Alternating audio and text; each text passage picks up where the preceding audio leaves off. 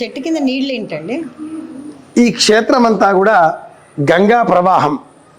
ఈ జనకపూర్ని మీరు గమనించినట్లయితే 76 సరస్సులు ఇప్పుడు మనకు కనిపిస్తున్నాయి. ఇప్పుడున్నాయి 76 సరస్సులు.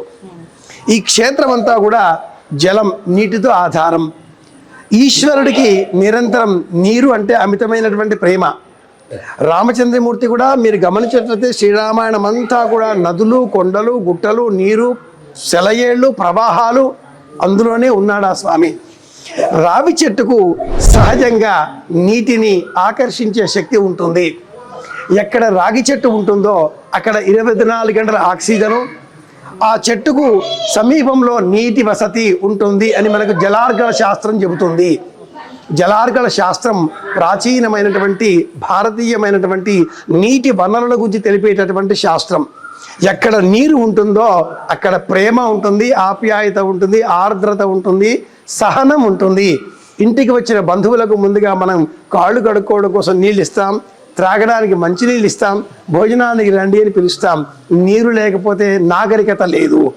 నీరు ఉన్న చోటే ఈ క్షేత్రం రాముడు సీత వారి ఇరువురి అభిమానానికి, ప్రేమకు, ఆత్మీయతకు నిదర్శనం.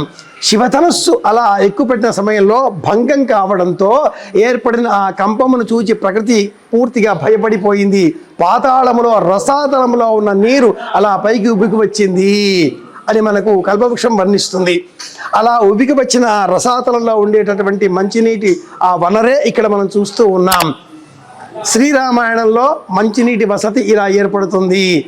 మహాభారతంలో భీష్ముడు పాతాళంలో ఉండే నీరు అర్జునుడు బాణం సంధించి ఇస్తే దానితో బ్రతికాడు గంగాపుత్రుడు.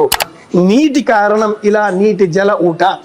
భంగింపబడిన ధ్వనికి ప్రకంపించిన భూమి, ఆనందంతో అందించిన రాముడి పాదాలు కడిగిన నీరు ఈ నీరు అంటూ మనకు ఆ గ్రంథాలు వివరిస్తాయి. తలుచుకుందాం, ఆనందంగా రామనామం స్మరిద్దాం, భక్తితో జై శ్రీరామ్ అందాం. శ్రీరామ జయం, శ్రీరామ జయం, శ్రీరామ జయం.